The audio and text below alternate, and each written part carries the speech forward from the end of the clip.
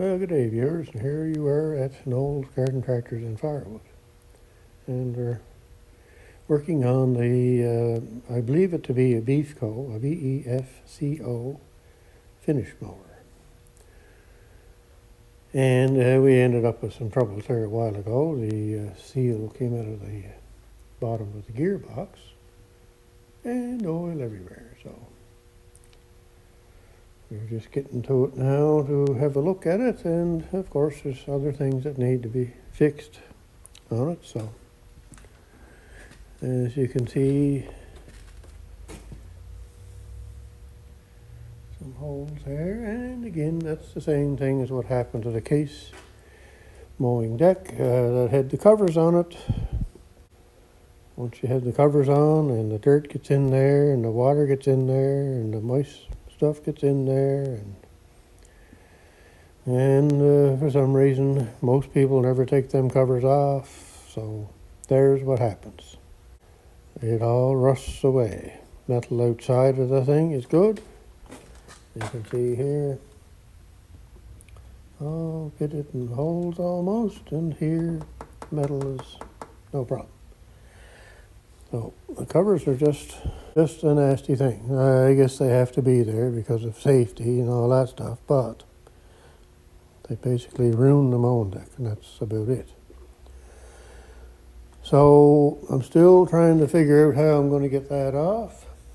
Things are not going quite as easily as I thought. I do have a socket to fit it, but I may have to put a little bit of heat to that maybe. So we have some holes here to fix, so I'm going to get Son to fix that up. I have to kind of clean that dirt off there. And the 3 bolts out here that hold that on the top of the deck, all of those bolts, or nuts I should say, come off easily, or reasonably easy for something that hasn't been apart in a million years. These 3 back here wasn't so good, so I did get this one off by a socket, but these 2 were rusted to the point where there was no way of getting the socket on there, so I had to use an air chisel. The one I got off looks like that one, and the 2 I used the air hammer to look like those. And these ones are off the front. So anyway, and those were in underneath in here. Oh, it was this one here was the one I got off with the socket, just luckily. But these 2 little piggies, I had to get the air hammer in there, or air chisel, I guess. Something that we rarely ever use is an air chisel, but we do have a little one, and it worked great. So what I'm going to do is these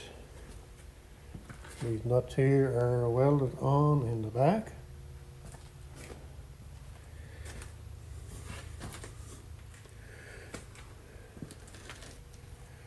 So I'm going to grind those off, pound those out, and we'll put in new nuts and new bolts and all kinds of anti-seize. And then once the thing is all back together, we'll weld those nuts in place, or those bolts in place there, so it'll be the same as it was to get apart. And then there's a couple of more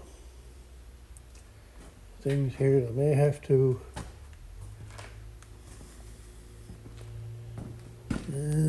this one there, that one got a broken bolt or something in it, so we'll have to try and get that out.